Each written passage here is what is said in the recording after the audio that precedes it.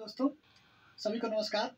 और आज इस वीडियो में मैं डिस्कस करूंगा कि प्रीलिम्स में जीएस का जो पेपर है उसको कैसे टैकल किया जाए। जैसा कि आप जानते हैं, जो लोग दिए हैं और जो नए बच्चे भी हैं, पिछले 1-2 साल में बहुत सारे प्रीलिम्स के पैटर्न में चेंजेज आए हैं, चाहे वो जीएस की पेपर हो या फिर सीसेट। मैंने 21, 22, 23 तीनों बार ये 3 अटेम्प्ट दिया हूँ और तीनों बार मैंने जीएस क्वालिफाई किया है अच्छे मार्जिन से। तो मैं चाहूँगा कुछ लोगों का, जैसे आपने कमेंट किया था कि जीएस के बारे में बताइए, प्रीलिम्स के बारे में, तो मैं इस वीडियो को लेकर आया हूँ ताकि जीएस के लिए कुछ चीज़ें आपको बताई जाए, जिससे आपको हेल्प मिल जाए इसकी तैयारी में। तो जीएस में मैंने पहला चीज़ जो अभी 2-3 साल में हुआ है वो देखा गया है कि ज्योग्राफी और इन्वायरमेंट के वेटेज जो है बढ़ गए हैं। जब पहले हिस्ट्री और इकोनॉमिक्स से ज़्यादा क्वेश्चन आते थे, हिस्ट्री से 19-20 क्वेश्चन के आसपास आते थे और इस तरह इकोनॉमिक्स से 20-22 क्वेश्चन आते थे 2020 तक। लेकिन अभी क्या हुआ है 21-22 या फिर 23 में खास करके ज्योग्राफी का वेटेज बहुत ज़्यादा बढ़ गया है और 2023 के प्री में ज्योग्राफी से 20 क्वेश्चन आए थे, जो कि अपने आप में लगभग 20% क्वेश्चन ज्योग्राफी से आ रहे हैं। उसी तरह इन्वायरमेंट से 13-14 क्वेश्चन देखे गए। तो दो सब्जेक्ट से ज्योग्राफी इन्वायरमेंट जो कि रिलेटेड माने जाते हैं, एक दूसरे से रिलेटेड हैं, वहाँ से 34 से 35 क्वेश्चन प्रीलिम्स में आ रहे हैं। तो आपको ध्यान रखना होगा, पहला तो यही मैं बताऊँगा कि आप ज्योग्राफी और इन्वायरमेंट को थोड़ा अच्छे से प्रिपेयर करें। मेंस में आप पढ़ रहे हैं तब भी, और प्रीलिम्स के लिए ज्योग्राफी इन्वायरमेंट को बहुत ही आपको थोड़ा अच्छे से प्रिपेयर करना चाहिए, मेहनत करना चाहिए, ताकि ये आपको प्रीलिम्स में ज़्यादा से ज़्यादा क्वेश्चन आप सॉल्व कर पाएँ। और एक फ़ायदा इसका ये भी है कि ज्योग्राफी का वेटेज जो है जीएस पेपर 1 में, अगर मेंस की बात करें, तो वहाँ पे ज़्यादा है। तो आप प्रीलिम्स के लिए पढ़ेंगे मेंस के लिए, तो मेंस में भी आपको हेल्प हो जाएगा। तो पहला आप इस पे ध्यान रखेंगे कि ज्योग्राफी एनवायरनमेंट को बहुत ही अच्छे से प्रिपेयर करें, क्योंकि यहाँ से 33-34 क्वेश्चन आ रहे हैं और ये पैटर्न लगभग आगे भी कंटिन्यू रहेगा, मुझे पूरा भरोसा है। चूँकि 21, 22, 23 में जैसा देखा गया है कि ज्योग्राफी के क्वेश्चन बढ़े हैं लगातार। एक चीज़ ये हो गई। दूसरा है कि हिस्ट्री और इकोनॉमिक्स, इसके जो क्वेश्चन हैं थोड़े कम हुए हैं। 2023 में हम लोगों ने नोटिस किया इस बार के प्रीलिम्स में कि हिस्ट्री से मात्र 14 क्वेश्चन थे, 10 एंशिएंट मेडिएवल से, 4 मॉडर्न हिस्ट्री से। तो इसके वेटेज कम हुए हैं। तो आपको पढ़ना है, ऐसा नहीं है हिस्ट्री को पढ़ना है, लेकिन थोड़ा ज़्यादा टाइम ज्योग्राफी की तरफ देना है।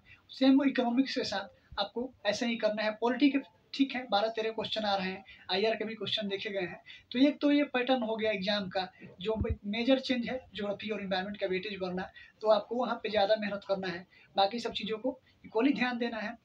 और दूसरी चीज़ है सोर्सेज। आप जो भी सोर्स फॉलो करते हैं, जो भी आपका सोर्स है, या फिर कोचिंग के नोट्स हो या फिर करंट अफेयर के मैगजीन हो, उसको बहुत ही कंसाइज रखें।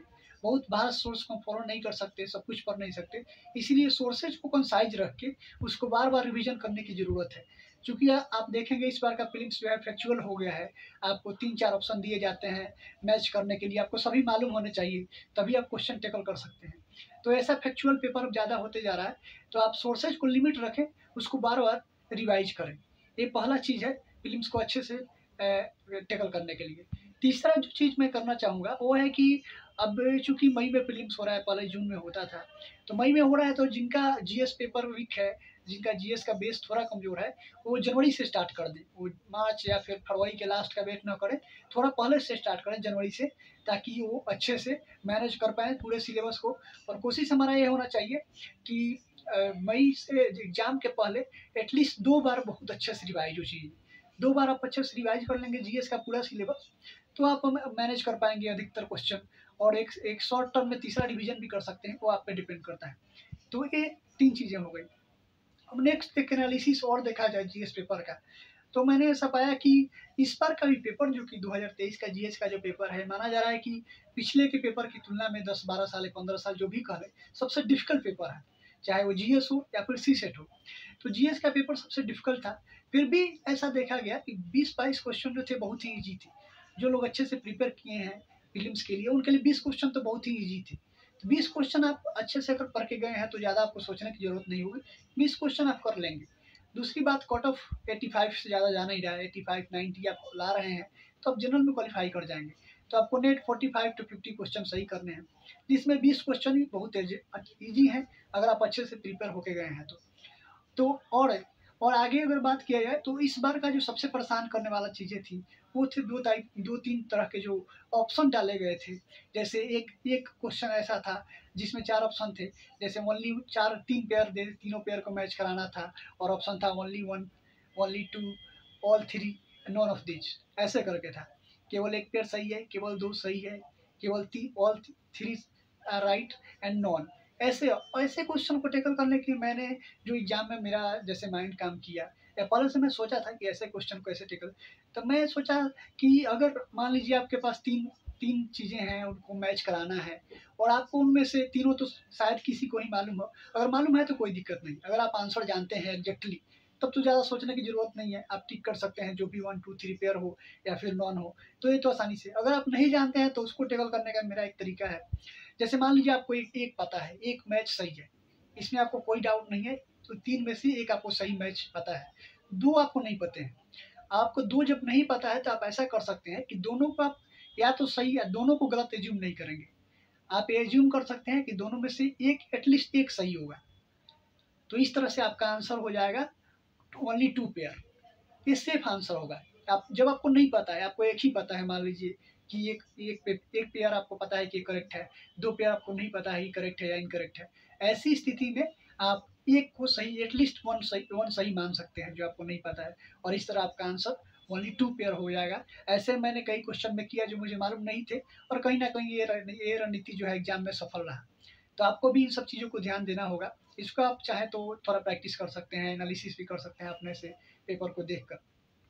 अब एक दूसरे तरह के क्वेश्चन जिसमें चार पेयर थे और चारों को मैच कराने थे, और इसमें आपके पास ऑप्शन थे केवल एक पेयर सही है, दो पेयर सही है, तीन पेयर सही है और चारों सही है, ऐसे वाले क्वेश्चन, ऐसे भी क्वेश्चन थे 10-15 के आसपास ऐसे क्वेश्चन थे। ऐसी स्थिति में तो मेरा जो रणनीति रहा एग्जाम के लिए, चाहे 22 में ऐसे 7-8 क्वेश्चन आए थे, 23 में बहुत ज़्यादा आए हुए, तो ऐसी स्थिति के लिए मैंने क्या सोचा कि अगर इसमें भी वही बात है, अगर आपको आंसर मालूम है तो कोई दिक्कत नहीं है, लेकिन सारे आंसर तो मालूम होते नहीं। अधिकतर आपको ऐसे ही स्मार्ट गेस करना होता है, जो कि बहुत इंपॉर्टेंट है। तो मैंने क्या सोचा, मैंने देखा कई आंसर में कि मुझे एक चार में से एक तो है, एक तो सही है, ऐसा कंफर्म हो पा रहा है कि एक सही है, फिर एक ऐसा भी हो रहा है कि ये तो गलत है, एक गलत है, एक सही है, दो मैच में कंफर्म कर पा रहा हूँ, लेकिन दो के बारे में मुझे पता नहीं है ये गलत है कि सही है। ऐसी स्थिति में मैं आपको सजेस्ट करूंगा कि उन दो में से भी आप 50-50 ले सकते हैं, कि दो में से एटलीस्ट एक तो सही होगा। ऐसे आप एज्यूम कर सकते हैं। आप ये नहीं कर सकते कि दोनों सही होगा दोनों गलत होगा, ऐसा हम नहीं कर सकते। ये तब की स्थिति है जब हमको अटेम्प्ट करना ही है, क्योंकि हमको ऐसे क्वेश्चन छोड़ नहीं सकते जब बहुत ज़्यादा क्वेश्चन है, तो आपको अटेम्प्ट लेना है। ऐसी स्थिति में आप मान लीजिए आपके पास एक सही, आपको पता है कि एक तो करेक्ट है, एक एक गलत भी है, ये भी पता है, दो नहीं पता है, तो आप दो में से एटलीस्ट एक सही मान सकते हैं। तो ऐसी स्थिति में भी आपका आंसर ओनली टू पेयर हो जाएगा। और मैंने ऐसा एनालिसिस करके पाया है कि अधिकतर ऐसे जो क्वेश्चन थे उनका आंसर या तो टू पेयर था, नहीं तो थ्री पेयर था। मतलब या दो सही है या तीन सही है, किसी भी क्वेश्चन में चारों सही नहीं है। और ऐसे भी कॉमन सेंस है, कोई चार में चार सही मिलाकर आपसे क्यों पूछेगा कि बताइए इसमें कितना सही है। तो नॉर्मल सी बात है, ऐसे जो भी क्वेश्चन है उनका आंसर या तो टू पेयर होगा, नहीं तो थ्री पेयर होगा। आपको इसके लिए तैयार रहना होगा, क्योंकि ऐसे क्वेश्चन के नंबर बढ़ गए हैं इस बार। 33-35 क्वेश्चन जब ये आ रहे हैं ऐसे टाइप के, तो आपको करना ही पड़ेगा कुछ। तो आप ऐसे थोड़ा एनालिसिस आप खुद से भी कीजिए, और एक कुछ ट्रिक है जिससे आप अपने मार्क्स इंप्रूव कर सकते हैं। तीसरा जो क्वेश्चन इस बार बदला, वो पुराना पैटर्न स्टेटमेंट, और फिर पूछा गया कि दोनों स्टेटमेंट सही है, पहला दूसरा का सही एक्सप्लेनेशन है, ये स्टेटमेंट और एक्सप्लेनेशन वाले क्वेश्चन। तो इसमें मैंने देखा कि कई क्वेश्चन इसमें इजी भी थे, लेकिन आपको बहुत ही केयरफुली क्वेश्चन पढ़ना होगा। कई बार लोग केयरफुली नहीं पढ़ते हैं, जल्दीबाजी में पढ़ेंगे, उसके चलते क्वेश्चन गलत हो जा रहा था। कई मैंने अपने दोस्तों से पूछा, बाद में उन्होंने यही कहा, कई क्वेश्चन में आते थे मुझे, लेकिन मैंने क्वेश्चन को ठीक से पढ़ा ही नहीं, इसके इसके चलते मेरे पेपर में कुछ 4-5 क्वेश्चन मैंने गलत कर दिया। तो ये सारे क्वेश्चन पे लागू होते हैं, फिर जीएस के खास करके, और सीसेट के भी। आपको बहुत ही केयरफुली क्वेश्चन पढ़ना है, तब आपको आंसर करने हैं। ऐसे जो आप करेंगे तो आप सिली मिस्टेक्स जो होते हैं, छोटे छोटे मिस्टेक, उससे आप बच पाएंगे, और आपके 7-8-10 नंबर बढ़ जाएंगे। तो स्टेटमेंट और एक्सप्लेनेशन वाले क्वेश्चन में ये ज़्यादा जरूरी है कि बहुत ही केयरफुली आप क्वेश्चन पढ़ें, माइंड को पूरा कंसंट्रेट रखें, तब आंसर करें, आपके गलत ना होंगे, एटलीस्ट इजी क्वेश्चन गलत नहीं होंगे, और इस तरह से आप प्रीलिम्स को टेकल कर पाएंगे। लास्ट में मैं एक बात और कहना चाहूँगा कि 2-3 चीज़ें जो मैंने बोला अभी तक, उसी को समराइज करते हुए, अपने सोर्सेज को बहुत ही कंसाइज रखें, बहुत वास्ट सोर्सेज मत बनाएं, कंसाइज रखें, उसको बार बार रिवाइज करें। जनवरी से आप स्टार्ट कर सकते हैं। दूसरी बात है करंट अफेयर आप 6-7-8 महीने का भी करते हैं, जैसे अक्टूबर या फिर उससे पहले अगस्त से भी करते हैं, मार्च तक, तो इनफ होगा। इसको आप अच्छे से रिवाइज करें।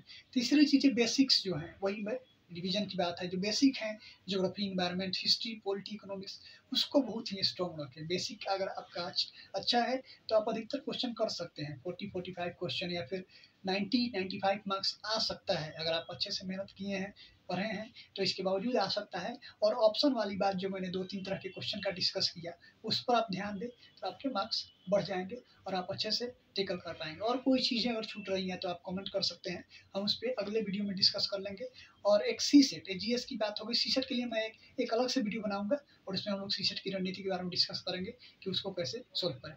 सभी को धन्यवाद, मिलते हैं अगले वीडियो।